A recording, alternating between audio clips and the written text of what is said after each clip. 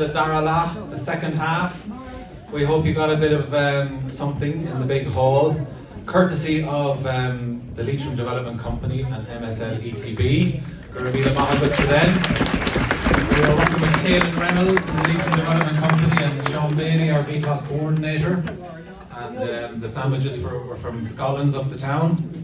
So we're going to kick off. Are we all? There we go.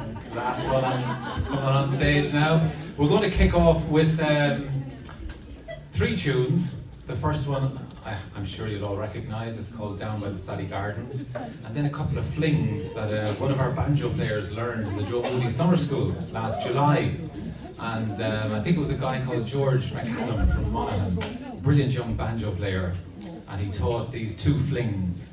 And Ria taught us, all the rest of us on the course taught us these flings. They're called the Streamstown Fling and Tom Moran's Fancy.